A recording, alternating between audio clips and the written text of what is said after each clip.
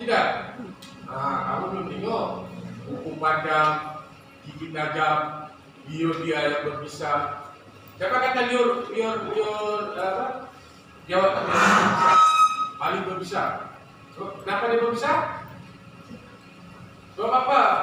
Jawabnya liur itu berbisa. Sebab dia makan apa-apa sahaja yang ada di depannya, termasuklah bangkai, termasuklah najis-najisnya makan. Apa lagi tugas kami? Pokok tumbang. Pagi ini kami ada kes pokok tumbang di Jedu. Ya, pokok itu pokok kelapa itu menimpa rumah. Jadi tugas kami untuk membersihkan pokok tumbang tersebut dan sebagainya lah. Banyak lagi hikmat-hikmat masyarakat yang kami lakukan. Ada 4 agensi silakan. Satu lagi agensi apa? Siapa tahu? Hospital, polis, bombak, dan awam. Satu lagi. Ada 5 agensi. Apa? Apa? Siapa pernah dengar perkataan FPMM? Apa FPMM? Agensi Penguat Kuasa Maritim Malaysia, ataupun lebih dikenali sebagai apa? Sebagai maritim. Pernah dengar ayat ini? Maritim. Apa tugas maritim? Ayat maritim itu pun kamu sudah tahu. Maritim itu merupakan satu perkataan yang digunakan oleh orang-orang yang berada di lautan. Maritim ini lebih kepada lautan. Kita tahu laut itu banyak agensi penguat kuasa seperti apa di laut. Apa penguat kuasa di laut?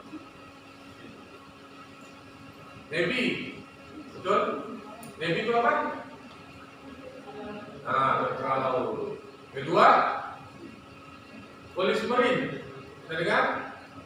Lagi, jabatan laut. Lagi yang keempat, maritim. Maritim ini dia punya tugas 2. Selain daripada penguatkuasaan di laut, mereka juga merupakan agensi yang bertanggung jawab sekiranya ada kes-kes bencana di laut. Kes bencana seperti bot garam, bangsa lemas, dan sebagainya yang berkaitan dengan nyawa seseorang. Jadi 5 agensi ini yang bertugas 24 jam dalam menangani semua kes-kes yang berada di Malaysia. Lengkap. Hidupan liarnya, kebakarannya, apalagi pesakit, apalagi ketentraman awam di Malaysia, termasuk lagi lautan. 5 agensi ini cukup untuk menangani ataupun menstabilkan situasi di negara kita. Oke, sudah paham kenapa Tadang Awam terlibat dengan serangan? Sebabnya kita terlibat secara langsung dalam memindahkan, membantu bangsa-bangsa semasa peperangan ataupun semasa darurat. Darurat yang cuma boleh berada di atas jalan raya ataupun berada di luar. Pertama, tentera.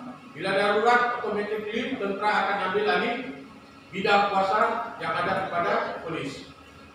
Tentera ini termasuklah tentera laut, tentera darat, tentera udara. Bila darurat. Malaysia pernah darurat tak? Malaysia pernah darurat bila pada berlakunya 13 Mei semasa pergaduhan ataupun kerusuhan kaum. Yang kedua, bila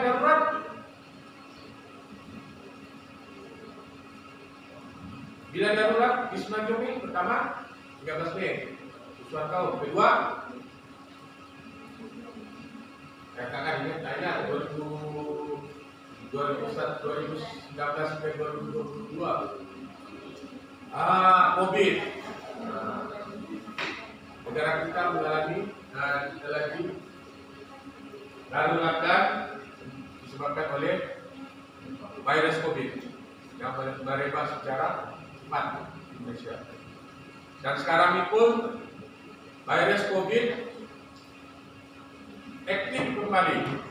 Untuk minggu lepas saja berapa kes yang Malaysia catatkan di Malaysia untuk minggu yang lepas? Siapa tahu? Siapa tahu berapa kes? Saya tak kurang baca kamu ni, itulah TikTok, Facebook, tu je kamu tahu kan? Perkembangan lain kiri kanan kamu tak tahu. Berapa kes yang dicatatkan pada minggu lepas? 2 minggu lepas? 2 minggu lepas telah dicatatkan kes sebanyak 12.000 kes di Malaysia, dan minggu lepas dicatatkan telah berlaku peningkatan kes sebanyak 20.000 kes. Kita tahu lah di Facebook tu, di TikTok tu memang banyak benda-benda, tetapi aku faham bila tak penting bagi kamu scroll. Apa salahnya sekali-sekala bila ada bab-bab begitu, baca sekejap tak sampai pun seminit 2 minit. Satu juga, bila kamu baca apa-apa media sosial, kamu kena baca sekali dia punya komen. Jangan kamu baca tajuk. Bila kamu dapat baca tajuk, kamu akan jadi blur. Baca komen-komen dia atau ulasan-ulasan dia, baru kamu akan paham. Oke, seterusnya. Paham tak? Tanda nawar boleh kita serba sedikit, nanti kita akan dilanjutkan dulu. Oke, tanda nawar ada 3 yang penting yang perlu dipahami, yaitu visi dan slogan. Satu divisi, menjadi agensi tanda nawar yang unggul dalam pengurusan bencana. Maksudnya, tanda nawar akan cuba sedaya upaya menjadi agensi yang tokoan dalam pengurusan bencana. Apakah ini tercapai sekarang? Hampir-hampir. Kenapa hampir-hampir? Ataupun ini 95%. Hampir-hampir berjaya. Sebab sekarang tanda nawar telah diangkat menjadi sekretariat pengurusan bencana pada peringkat daerah, pada peringkat komuniti, peringkat daerah, dan peringkat negeri. Jadi peringkat Malaysia, peringkat pusat dikendalikan oleh pihak Tatman. Tatman tahu? Tahu Tatman kan? NADNA ataupun Agensi Pengurusan Bencana Negara. Kita coba menjadi yang terbaik dalam pengurusan bencana.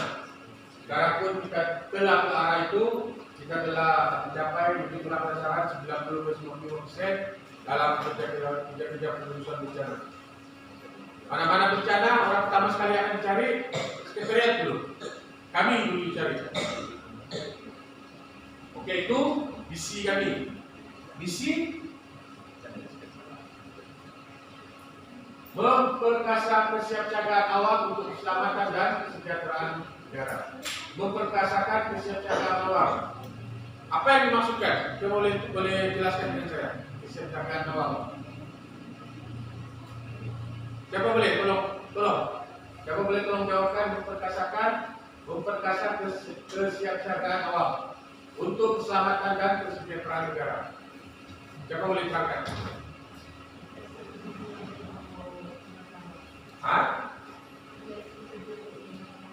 Sentiasa bersedia untuk perkhidmatan awam.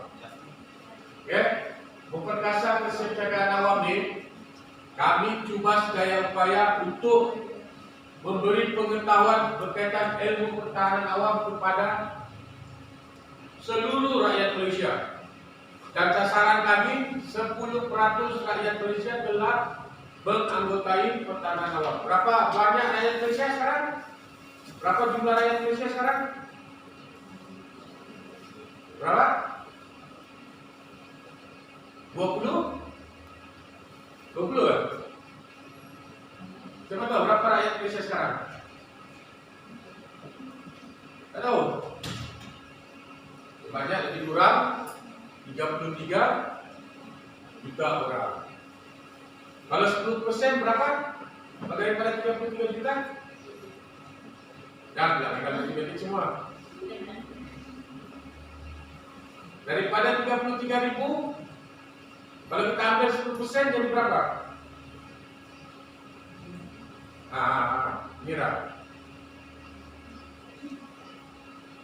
Kira lah 10% bagi 100 darah 33 juta. Jadi jawabannya dapat 3,3 juta. Itu sasaran kami.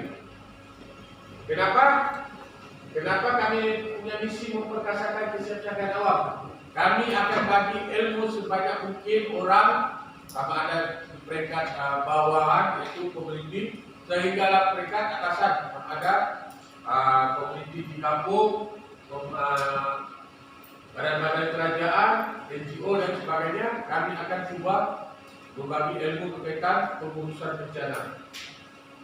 Kami akan bagi top kepada sesiapa sahaja yang memerlukan, selalunya agensi-agensi kerajaan dan NGO. Mereka nak tahu apa yang perlu sekiranya berlaku bencana. Apa persiapan kita? Sebab kalau kita tengok macam Raub, kita ambil jangan ambil jauh lah, daerah Raub.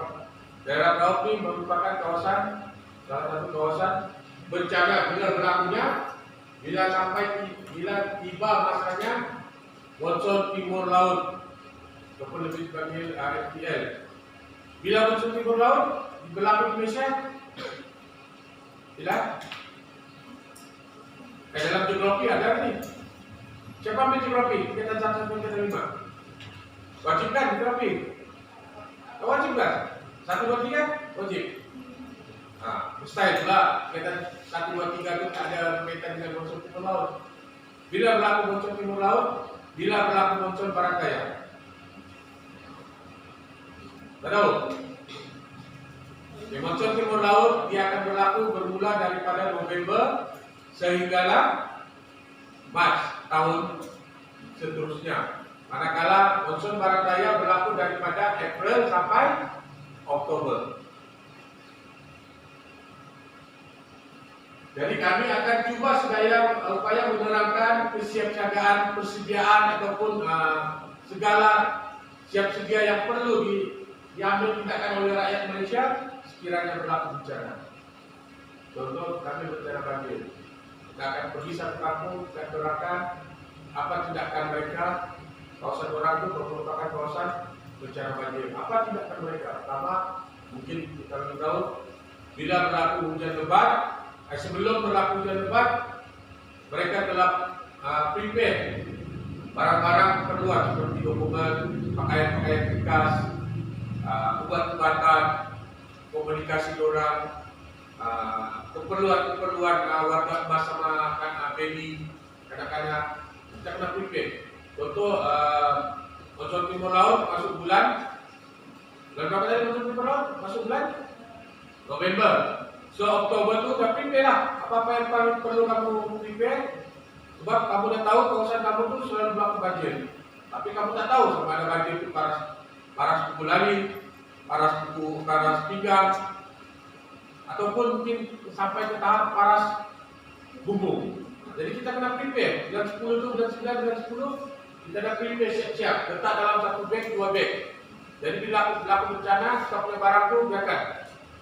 Kalau boleh, barang-barang kita tu dah masuk bulan 11, letaklah di tempat-tempat yang tinggi supaya bila berlaku banjir, bila berlaku bencana, tak terjejastro. Kami dah bagikan bagi tahu prepare awal barang-barang. Dan bila berlaku masuk musim monsun timur laut, kita kena prepare lain pula. Kita kena tengok keadaan cuaca. Kiranya berlaku hujan berterusan selama lebih daripada 6 jam, barang-barang keperluan kita kena prepare dah. Letak di satu tempat supaya segera kita angkat. Bila anggota-anggota penyelamat datang untuk keluarkan kita. Kedua, kita kena persiapan kita punya barang-barang yang jenis elektrik letak di kawasan lebih tinggi. Ketiga, sentiasa alert dengan siren. Siapa kawasan rumah dia di sini kawasan banjir? Majoriti paham banjir. Kalau kita tengok Raub pada 2001 merupakan rasanya paling terus selama 30 tahun banjir di Merauke. Apa lagi persiapan yang kamu perlu buat? Bila berlaku siren, bila berbunyi siren amaran daripada sungai, kalau kita boleh pindah secepatnya mungkin, kita kena tahu di mana lokasi pusat pemindahannya. Contoh dewan, sekolah, balai raya. Ini merupakan kawasan-kawasan yang telah digezetkan, telah diluluskan sebagai pusat pemindahan. Kenapa perlu diluluskan? Sebab kalau kamu berdaftar di tempat kawasan yang telah diluluskan, kamu akan dapat bantuan, akan minum dalam keperluan, termasuk uang tunai. Tapi uang tunai ini selanjutnya kemudian kita ambil bantuan uang ihsan. Yang kemudian, siapa yang perlu kamu buat? Bergerak ke pusat pemindahan, duduk diam-diam, berdaftar di pusat pemindahan. Bila nak keluar dari pusat pemindahan, kena bagi tahu, jangan suka-suka keluar. Yaitulah memperkasakan kesiapsiagaan awam, kita memberi penerangan kepada penduduk setempat berkaitan persiapan sekiranya berlaku bencana. Selain daripada banjir di kawasan Merauke ataupun kawasan Geratul, kawasan sekitar Pahang, apa lagi yang sering berlaku? Bencana yang sering berlaku, banjir, lagi tanah runtuh di mana? Selalu berlaku. Ada 3 tempat. Pertama, Cameron Highland. Betul? Kalau kita lihat sekarang pun masih ada penduduk asli yang duduk di pusat pemindahan disebabkan oleh berlakunya karena runtuhan yang menyebabkan beberapa rumah orang asli terjejas. Selain daripada Cameron Highland di mana? Tanah runtuh. Kawasan Genting Highland dan Janda Baik, kawasan Betung. Kalau kita lihat baru-baru ini di Betung sampai terputus adalah hubungan. Nak naik ke atas Janda Baik itu, siapa pernah pergi Janda Baik? Siapa pernah pergi? Siapa pernah pergi? Seorang pun. Base di atas pusat panggilan. Dan yang ketiga, kawasan yang sering berlaku tanah runtuh di mana? Di mana? Siapa tahu? Di Bukit Tinggi. Bukit Tinggi itu kawasan pula. Sekali lah Janda Baik, ada yang Genting Highland, Bukit Tinggi itu kawasan memang kawasan Bukit Fraser. Siapa pernah naik Bukit Fraser? Besar di atas. Pergi dia sampai atas tu best lah. Nak pergi atas tu siksa sikit. Dengan jalan yang tak lurus, dengan pokok yang kita risau nak tumbang, dengan tanah runtuh yang kita risau, banyak. Sampai di atas, bilang. Tapi jangan pula sampai di atas, tiba-tiba di bawah tu terputus hubungan, kayu bala yang melintang. Nak turun tak dapat. Kalau nak pergi kawasan-kawasan macam Peranginan, Genting Highland, Cameron Highland, Janda Baik, Bukit Tinggi, di Fraser, pergilah semasa musim monsun barat daya. Jangan sekali-sekali pergi kawasan asal monsun, monsun timur laut. Sebab monsun timur laut ini angin, hujan, tak menentu. Tiba-tiba ada pergerakan di bawah tanah, boleh menyebabkan tanah runtuh, boleh menyebabkan pokok tumbang, yang boleh menyebabkan kita terhalang sama ada pergi ataupun nak turun daripada kawasan tersebut. Oke, slogan kami, sedia, pantas, berintegriti. Sedia, kami sentiasa bersedia. Bersedia 24 jam. Kami bertugas. Di pejabat kami ini ada perkhidmatan 999, di mana perkhidmatan itu beroperasi 24 jam. 24 jam. Dengan 3 shift. Satu shift dalam 7 orang. Orang bertugas lah. Dan mereka bertugas ini dibayar. Kalau kamu tengok tak besar pun gaji orang. Tapi alhamdulillah lah, mungkin kata orang rezeki halal sentiasa cukup. Petugas kami yang kata orang komandan itu mereka akan terima dalam 1004 ke 1006 bulan. Sama boleh itu. Patas, kami akan bertindak. Kami ada sasaran masa kami menerima panggilan. Start bermula menerima panggilan, bergerak, start bergerak kendaraan operasi kami sampai ke lokasi yang jaraknya 15 km ke pejabat. Kami kena ambil masa sekurang-kurangnya 7 ke 8 menit sampai ke lokasi. Jadi kami kena patas. Dua papan contoh kes ular. Tapi kita tak tahu. Orang selalunya menelpon, hello, 999 ada ular. Tanya ular apa? Tak tahu. Ular hitam, besar. Besar mana? Besar paha. Kali sampai sambil. Berapa kali ya dia? Besar. Besar macam mana? Adalah macam betis. Kami memang kalau betis, kami suspek. Kalau bukan ular tedung ataupun ular apa? Sawah.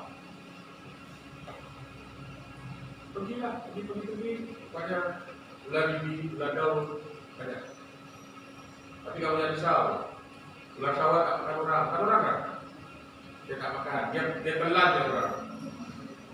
Sebab apa dia tak makan? Sebab dia ada lidah, dia tak punya kunyah dan nanti. Oke, itu merupakan visi dan slogan Tekanan Awal. Oke, pertama menjadikan agensi Tekanan Awal yang unggul dalam pengurusan bencana. Yang kedua, misi kami yaitu memperkasakan kesiapsiagaan awal untuk keselamatan dan kesejahteraan negara, di mana kami akan mengajar orang awam di luar seberapa ramai berkaitan dengan ilmu ketahanan awam. Ilmu ketahanan awam bukan sahaja bencana, banyak luka-luka, patah-patah, kemalangan jalan raya. Kamu kena belajar lah, contoh kita akan ajar spesifik berkaitan dengan kemalangan jalan raya. Bila kamu di jalan, kamu lupa kemalangan jalan raya, kamu tahu apa yang kamu nak buat. Tapi sekarang apa yang kita lihat? Bila dapat kemalangan jalan raya, apa yang selalu kita lihat? Orang ramai, satu. Kedua, apa yang membuat?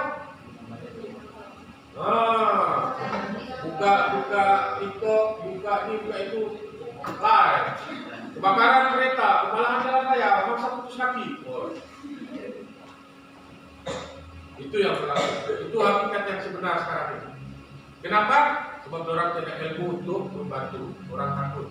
Jadi orang membantu ilmu menyebarkan aib orang. Janganlah kalau berlaku kemalangan, janganlah sekali-sekali diambil gambar, terutama yang ada mangsa mengalami kecederaan, ambil macam-macam, jangan, tolonglah. Itu aib. Kita tak tahu jika buka aib orang hari ini, besok-besok Tuhan nak buka balik aib kita. Kalau kita boleh bantu, bantu. Kalau tak boleh bantu, saya tidak kebakaran. Apa? Saya dah belajar. Telepon 999. Telepon 999, kita tahu. Ada kemalangan di sekian-sekian tempat, ada sebuah kereta begini diambil maklumat sikit, lepas itu bantuan akan tiba. Itu pun dah cukup untuk kita bantu.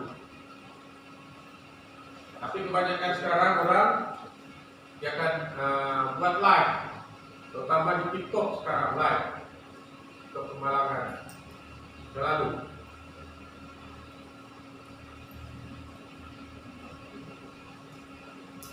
Oke, titip atau titip kami menguruskan risiko akibat bencana, latihan kepada orang awam, sistem amaran bencana, pusat-pusat pencegahan. Ini sebelum berlaku bencana, kita akan latih kepada orang awam apa persiapan yang perlu kita buat. Macam saya cerita tadi lah, apa persiapan yang kita perlu buat sekiranya berlaku bencana. Kami akan lebih top kepada persediaan menghadapi sesuatu bencana. Sistem amaran bencana, kami jaga sistem amaran bencana. Amaran bencana termasuklah banjir. Apalagi yang ada sistem amaran bencana. Selain daripada banjir, apa lagi yang kamu tahu? Tanah runtuh dia dah sistem amaran dia. Amaran banjir lagi. Kalau di pinggir laut, panggil sistem amaran Apa yang berlaku selalu di laut? Tsunami. Nah, di pantai-pantai ada beberapa pantai, termasuk di Sabah lah banyak. Ada 4-5 pantai dipasangkan siren tsunami. Bukan siren ini, siren tsunami. Yang ketiga, ada satu lagi siren yang berada di bangunan. Itu dipakai siren. Siren apa? Kebakaran. Itu sistem kebakaran ataupun siren kebakaran dikendalikan oleh pihak bomba dan penyelaman. Yang di bangunan-bangunan terutama di kawasan Kuala Lumpur, pusat bandar utama kita, yaitu sistem amaran udara ataupun sistem amaran serangan udara. Nah, kita mesti ada, walaupun kita tak pernah diserang oleh udara, tapi kita kena ada, dan benda itu mereka akan perhatikan setahun sekali ataupun setahun 2 kali mereka akan bunyikan. Memastikan kita punya siren berfungsi dengan baik. Hampir yang mereka bunyikan, sehari atau 2 hari sebelum mereka bunyikan, mereka akan sebarkan, akan berlaku bunyi siren di kawasan sekian. Jangan panik, ini menunjukkan untuk uji coba siren sekiranya berlaku serangan udara. Jadi mereka paham. Jadi mereka dengar. Itu satu pembelajaran, salah satu pembelajaran juga.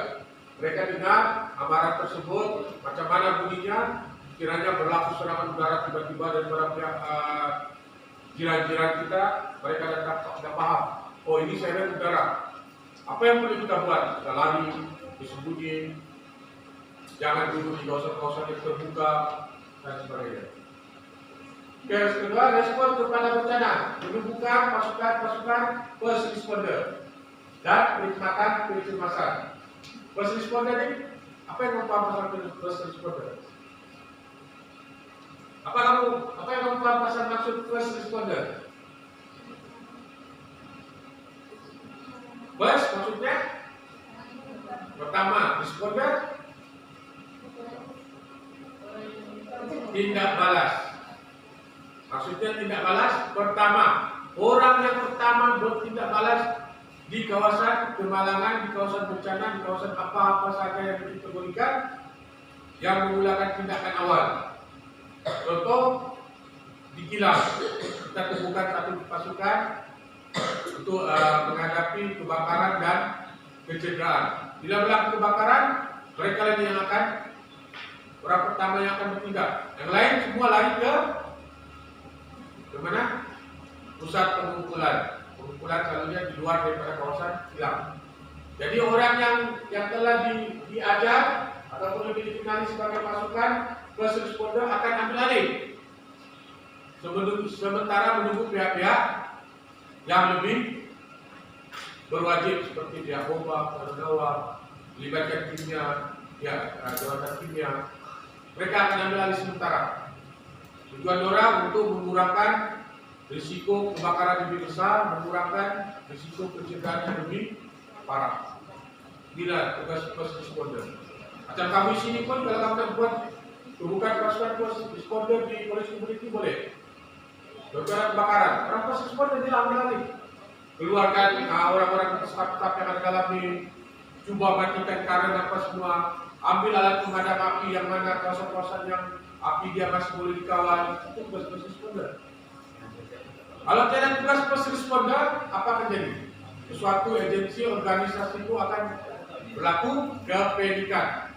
Mereka tak tahu nak buat apa. Mereka tak tahu nak lari ke mana. Mereka tak tahu nak ikut arahan siapa. Dengan ada first responder inilah ataupun pasukan-pasukan yang telah ditubuhkan di sesuatu agensi, sesuatu kemalangan bencana itu dapat diurus secara sistematik. Perkhidmatan kecemasan seperti yang saya jelaskan tadi, yaitu perkhidmatan 999. Itu perkhidmatan gaduh. Seterusnya pemulihan, pembersihan, pembangunan semula dan konseling. Selepas berlakunya bencana akan ada kerosakan di sana sini. Kedua akan berlaku trauma kepada bangsa. Jadi tugas kami juga salah satu tugas kami, bukan tugas Tanah Awam saja, tapi ada juga agensi-agensi yang lain yang turut sama. Kita akan bersihkan kawasan-kawasan bencana. Contoh, kami pernah terlibat di Betung masa banjir besar 2022 banjir besar itu kita terlibat. Di tahun Terengganu tahun lepas kita terlibat membantu. Pembangunan semula lebih kepada kita bantu agensi-agensi untuk membangunkan semula penginapan sementara orang, jembatan yang rusak sebelum dibina semula jembatan yang lebih kukuh dan konkret dan sebagainya. Konseling kita akan bagi semangat bagi kakak-kakak yang boleh supaya mereka boleh mulakan sesuatu kehidupan yang telah musnah. Bukan senang bila rumah ada terbakar, bila rumah ada musnah, bila ada ahli keluarga yang meninggal, Anda nak bangun semula bukan mudah. Saya pernah rasa. Tahun 1991 di mana rumah saya terbakar. Satu helai apapun dalam rumah kita ada sempat ambil. Kami ada ada 6 orang adik beradik. Yang tinggal selai sepeda. Satu apapun tak boleh bawa dan tak sempat ambil.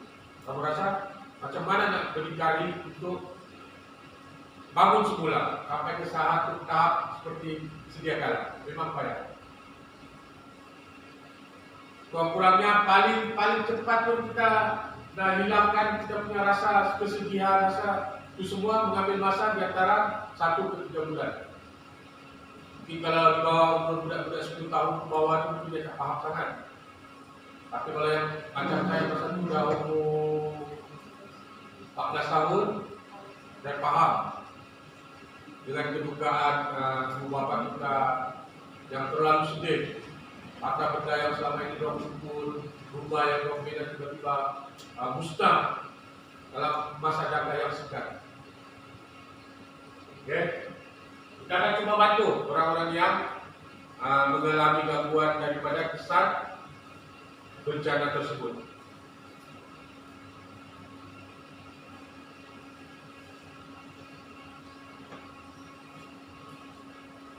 Okay, fungsi dan peranan BPM. BPM dulu Tanah Awam ini lebih dikenali sebagai JPA 3, Jabatan Pertahanan Awam nomor 3. Kenapa disebut nomor 3 dulu? Sebab ada agensi lain lagi yang menggunakan perkataan JPA, yaitu Jabatan Perkhidmatan Awam. Siapa tahu Jabatan Perkhidmatan Awam? Tak tahu Jabatan Perkhidmatan Awam? Berapa umur semua? Ada yang lebih daripada 18? Lebih 18? Ada yang lebih 18 ya? Jabatan Perkhidmatan Awam ini merupakan agensi di mana kita nak memohon kerja melalui Jabatan Kerajaan. Kita mohon melalui online, apa semua. Yang kedua, Jabatan Penerbangan Awam, JPA. Masih juga digunakan pakai sehingga sekarang. Dan yang ketiga, yang guna perkataan JPA yaitu Pertahanan Awam. Dan kita letakkan 3 di belakangnya supaya kita membezakan 2 agensi tersebut. Membezakan Jabatan Perkhidmatan Awam, Jabatan Penerbangan Awam dan Jabatan Pertahanan Awam. Selepas JPA 3, kita tukar kepada JPAM, Jabatan Pertahanan Awam Malaysia, JPAM, Jabatan Pertahanan Awam Malaysia. Dan yang terakhir, kita tukar kepada FPM. Tapi banyak orang salah sebut. Orang sebut APAM. APAM bukan. Banyak orang sebut, APAM. Kami bukan APAM, kami FPM. APAM ini banyak maksud. Ada cerita lah, habis masa. FPM ini agensi. Agensi, Perkataan Pertahanan Awam Malaysia.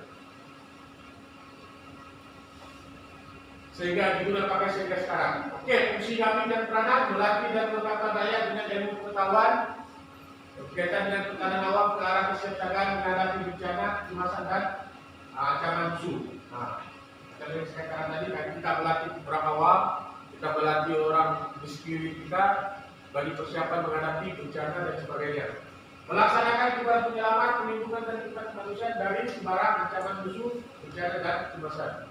Saya sudah terangkan juga tadi apa fungsi-fungsi kita, apakah ular, apakah menghapuskan serangga, ikan lebah, membantu kerja-kerja penyelamat, menyediakan perkhidmatan ambulan, membantu mangsa-mangsa bencana, banjir, tanah runtuh, banyak lagi. Dan yang kita cerita tadi juga membantu mangsa-mangsa pemerangan. Ini tugas kami. Mengubah dan menyusun model latihan ini apa? Bergabung dan mengenal pasti dan mengkaji ancaman serta mengawal risiko yang boleh memberi dampak terhadap keselamatan negara. Melaksanakan menambah baik dasar-dasar paling awal. Kita mengenal pasti dan mengkaji ancaman. Kawasan-kawasan yang berisiko kita akan kenal pasti. Contoh macam di Raup itu, mana kawasan berisiko? Berlaku pertama sekali pada bencana, satu kawasan Batu Malir, kedua di kawasan Dom, dan ketiga di kawasan Bukit Fraser. Tiga kawasan ini yang selalunya permulaan bencana. Jadi kita kena tumpukan dengan kawasan-kawasan tersebut dan kita bagi kesiapsiagaan awal kepada penduduk di sekitar tersebut. Apa persiapan yang mereka perlu hadapi? Oke.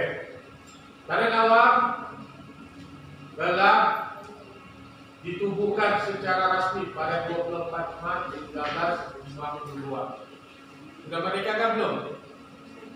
Belum. Berarti Tanah Awam lebih tua daripada kemerdekaan Malaysia. Bukan kemerdekaan Malaysia, kemerdekaan Melaya. Melaya tahu? Nah, kemerdekaan semenanjung Malaysia. Sabah dan Sarawak belum lagi merdeka pada masa tersebut.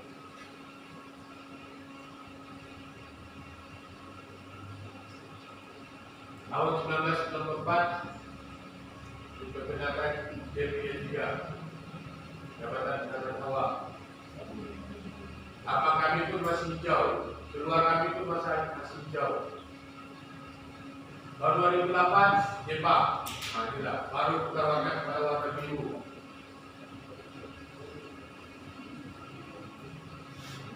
Tahun 2019 sehingga sekarang kami dikenali sebagai APM, Ikatan Tanah Awam Malaysia.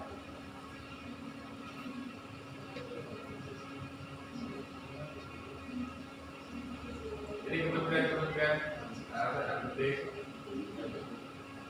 Oke, dalam Tanah Awam ini ada 6 section ataupun 6 tugasan dari dulu sehingga sekarang. Walaupun ada penambahan dan semasa seperti penambahan paling utara yaitu sekretariat urusan bencana. Pertama, section penyelamat. Ada section kedua, section ambulan. Ketiga, section kebajikan. Keempat, section bomba tambahan.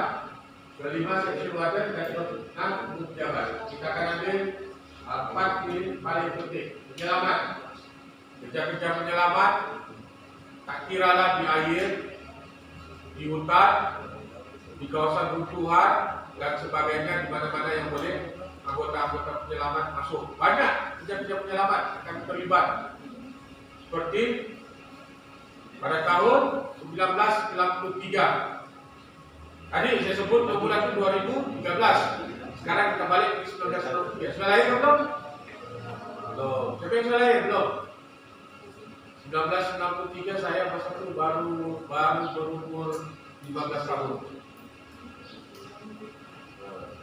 1963 apa yang berlaku merupakan titik mula juga berkaitan dengan pengurusan bencana di mana bangunan Highland Tower, Highland Tower sampai sekarang masih disebut kawasan berhantu yang mengorbankan ramai orang. Di mana satu blok di bangunan Highland Tower itu adalah tumpah. Di mana Highland Tower terletak? Di Hulu Kelang.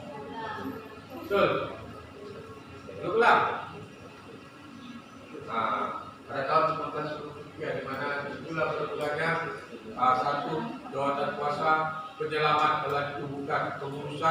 bencana telah disebutkan dipanggil Majelis Keselamatan Negara bernomor 20 ataupun lebih disebut MKN 20. Oke, fungsi dia menyelamatkan nyawa sebanyak mana yang mungkin, terdiri daripada 8 orang, memberi hikmat suplemen cemas, menahan dan menokok bangunan yang hampir-hampir runtuh untuk kita melakukan kerja-kerja penyelamat, membersih dan merobohkan, mengalihkan kebutuhan, ataupun tulisan-tulisan yang berlaku di jalan raya, membaiki secara kecemasan kepada pengguna nyawa dan meningkatkan dan kembalikan mayat-mayat. Ini tugas-tugas kami. Banyak macam bersabar lagi bersabar. Di sini kurang sedikit. Bersabar, bisa lemas. Kalau di sini mangsa lemas, kurang senyum. Di operasi apa semua. Kami di Sabah tidak mangsa lemas di sungai. Wow. Tugas kami. Keselamatan kami. Kenapa kami pilih keselamatan kami? Sebab Sabah merupakan, Sabah Sarawak merupakan habitat buaya. Di Semenanjung kamu jarang dengar serangan buaya, tapi kalau di Sabah Sarawak biasa. Jadi itulah tugas penyelamat kami, banyak cabaran, banyak risiko yang kami terpaksa hadapi. Kedua, section ambulans merupakan section dia terbagi kepada dua, yaitu kereta ambulans itu sekali ataupun kumpulan petugas penyelamat cemas. Yaitu kereta ambulans menjadi sebuah pemandu dan attendant, fungsinya mengangkat dan memindahkan beberapa pekerja dari kawasan bencana ke hospital. So, kami ada perkhidmatan ambulans. Ada juga kadang-kadang mereka meliput pejabat, ada masalah yang ada masa sakit dan sebagainya. Akan lagi perkhidmatan selagi masih dalam kawasan daerah tersebut. Keluar daripada daerah kami akan bagi, kecuali ada permintaan khas. Barulah kami akan gerakan ambulans. Yang kedua, kumpulan penolong cemas, membawa alat penolong cemas dan pengusung kawasan hadapan, memberi penolong cemas dan menjaga orang awam juga, mereka dimasukkan ke dalam ambulans, menyusun membawa usungan bagi daripada orang yang selamat dalam kawasan tersebut. Jadi ada dua terbagi, satu ambulans itu terdiri daripada pemandu dan attendant, yang kedua petugas kecemasan yang memberi bantuan sehingga bangsa itu dimasukkan ke dalam ambulans. Ketiga, kebajikan, memberi bantuan segera kepada orang yang kehilangan rumah tangga, pemindahan dan pelarian. Fungsi utama mereka ialah menjaga kebajikan orang kehilangan rumah tangga dan pemindahan, menyediakan dan berusaha pemindahan, mengawal dan menjaga kebajikan orang awam dalam pusat perlindungan, memberi makanan kecemasan, menyediakan dapur dan kantin bergerak, memberikan pakaian kecemasan, mengadakan penerangan pusat-pusat kebajikan. Ini lebih kepada tugas di pusat pemindahan, ataupun lebih dikenali sebagai PPS, pusat pemindahan, di mana mangsa-mangsa yang terlibat dengan peperangan, terlibat dengan bencana, terlibat dengan apa juga yang melibatkan kerusakan tempat kediaman, mereka akan dipindahkan ke kawasan tersebut untuk kita urus, termasuklah psikologi orang, makan minum orang punya tempat tidur, macam-macam kita akan urus. To Z termasuklah pampers kanak-kanak, susu bagi kanak-kanak kita akan urus. Tapi jangan pikir mindset itu, jangan pikir bila masuk ke pusat pemindahan saya nak makan sedap-sedap, jangan. Cukup ala kadar untuk habis perut. Ada yang kadang-kadang baru 1 hari, Allah balik-balik ayam, nak ikan, nak ini, nak itu, jangan. Yang penting kita ada alas perut.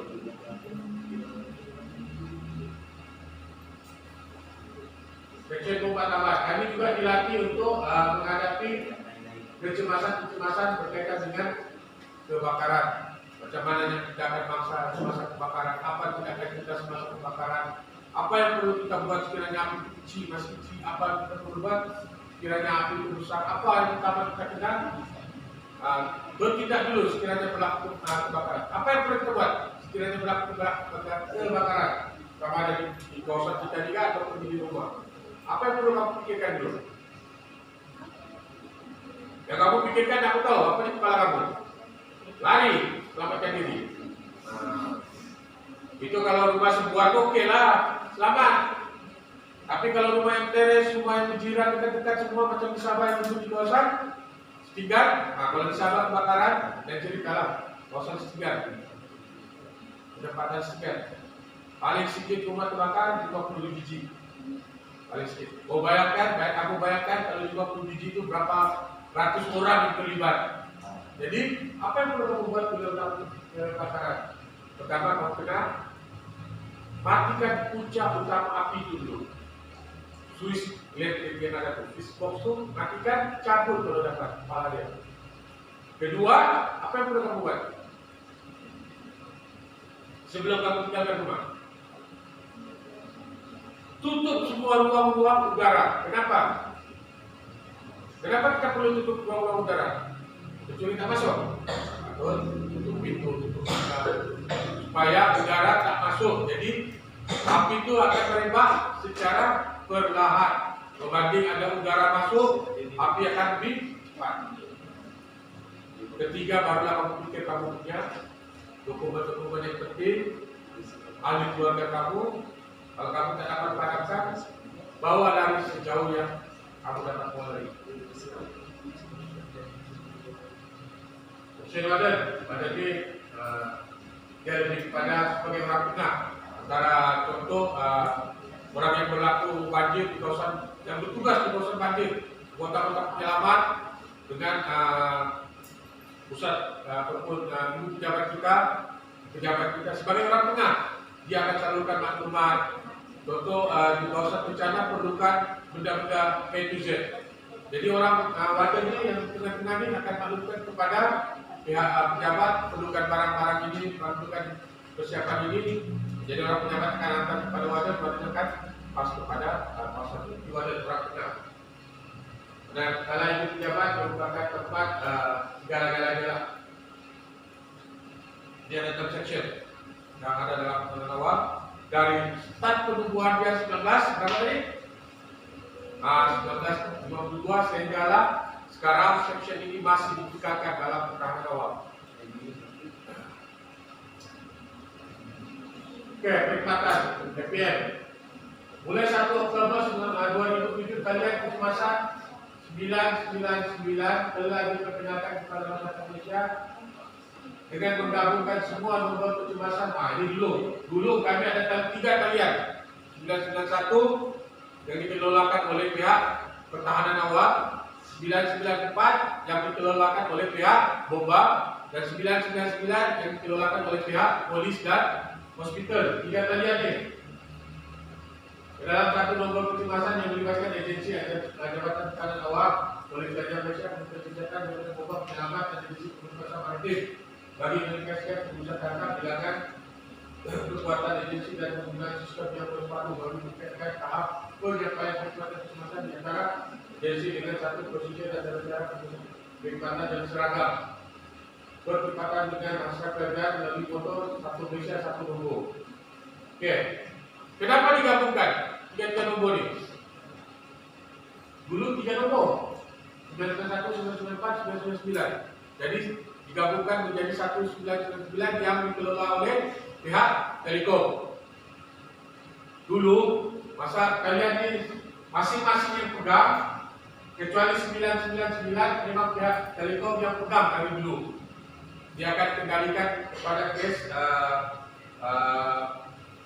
polis dan hospital ataupun Kementerian Kesehatan.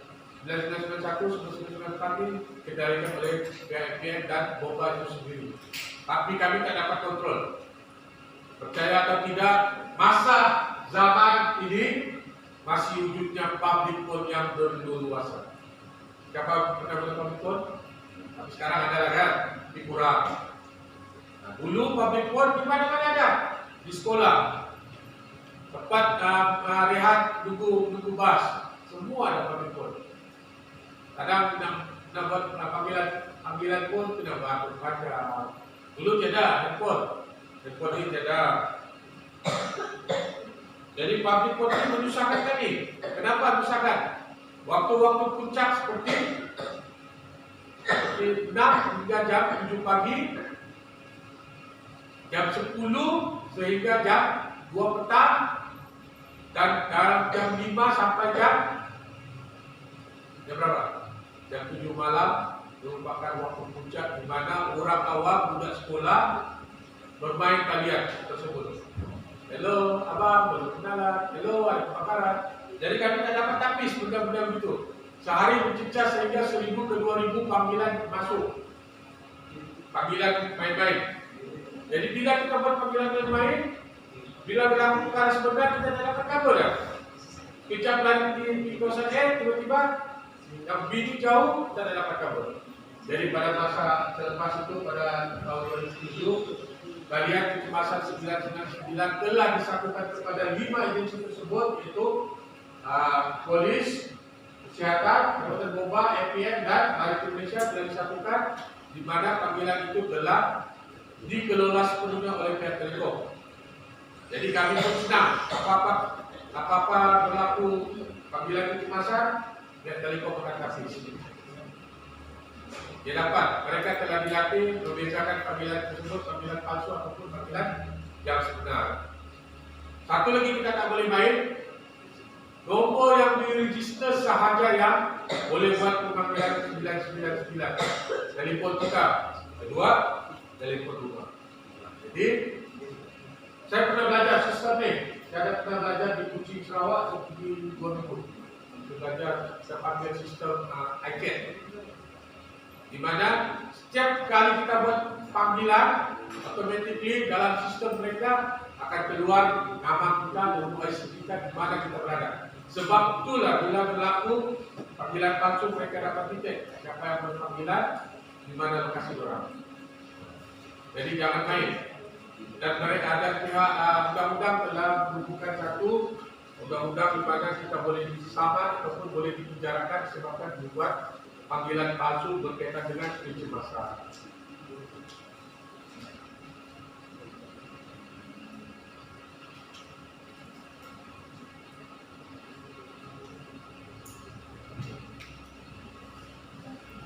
Agensi yang menaungi bahwa 999 yang dikelolakan oleh Kementerian Tenaga Air dan Komunikasi bersama dengan pihak dari Malaysia. Ingat, ada 5 logo ni: polis, bomba, hospital, tanah awam dan maritim. Paling mudah di sini iaitu maritim lah. Maritim baru sahaja dibuka.